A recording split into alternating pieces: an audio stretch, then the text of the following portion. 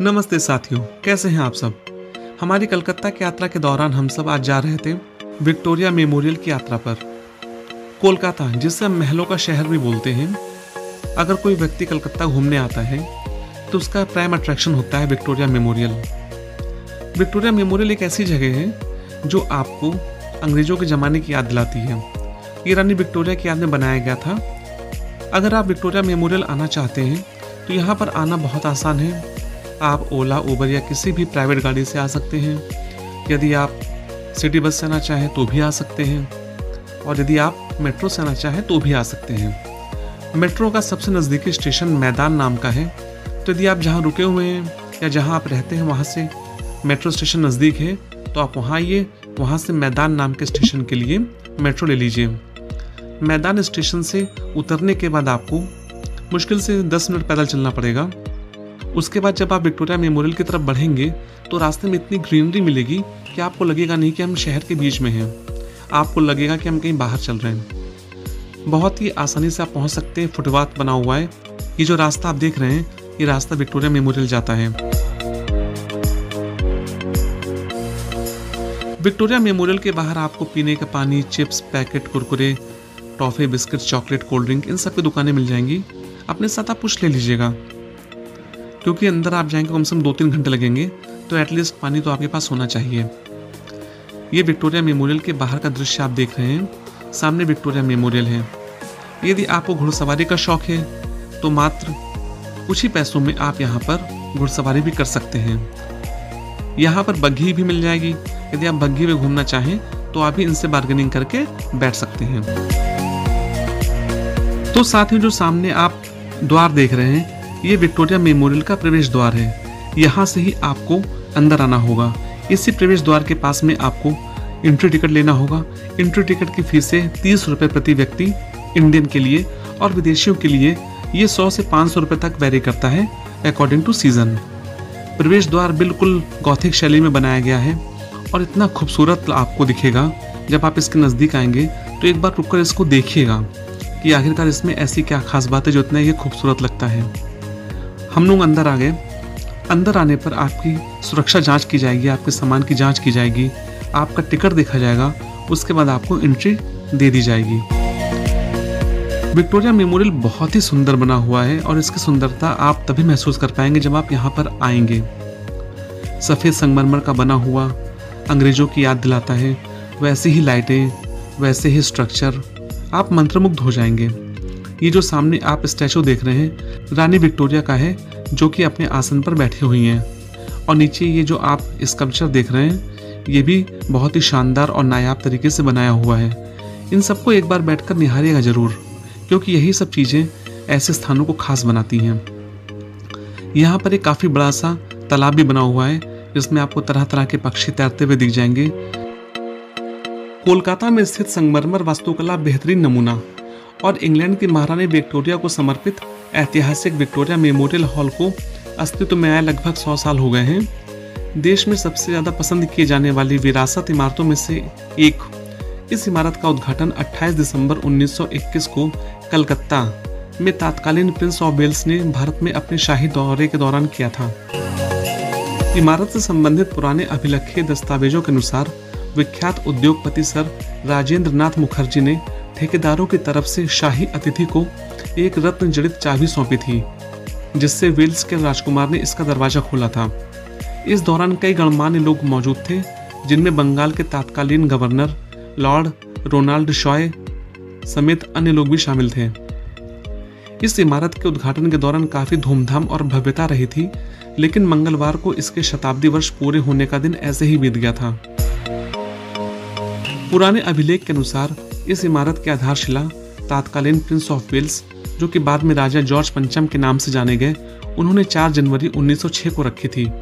लेकिन संगमरमर की इस सुंदर इमारत का उद्घाटन उनके बेटे और तत्कालीन प्रिंस ऑफ वेल्स, जिन्हें बाद में राजा एडवर्ड अष्टम माना गया, उन्होंने किया था, जिन्हें प्रथम विश्व युद्ध के समाप्त होने के बाद सद्भावना दौरे पर भारत भेजा गया था। इस स्मारक की जब आधारशिला रखी गई थी, तब कलकत्ता भारत में ब्रिटिश राज्य की राजधानी थी। लेकिन बाद में 1911 में किंग जॉर्ज पंचम ने इसे दिल्ली स्थानांतरित करने की घोषणा की, वहीं जब इस इमारत का उद्घाटन हुआ तो नई राजधानी बनकर तैयार हो रही थी। इंग्लैंड की गद्दी से महारानी विक्टोरिया ने भारत पर 60 साल से ज्यादा समय तक शासन किया और विक्टोरिया मेमोरियल हॉल में उनकी युवावस्था की संगमरमर से बनी प्रतिमा लगी हुई है।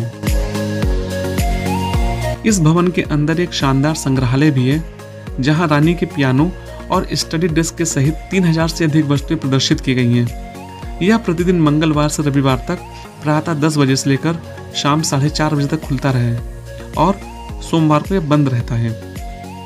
विक्टोरिया मेमोरियल में 25 पिक्चर गैलरीज हैं। इनमें शाही गैलरी, राष्ट्रीय नेताओं की gallery, portrait gallery, central hall, मूर्तिकला गैलरी, हथियार और शस्त्रागार गैलरी में और नई कलकत्ता गैलरी शामिल है।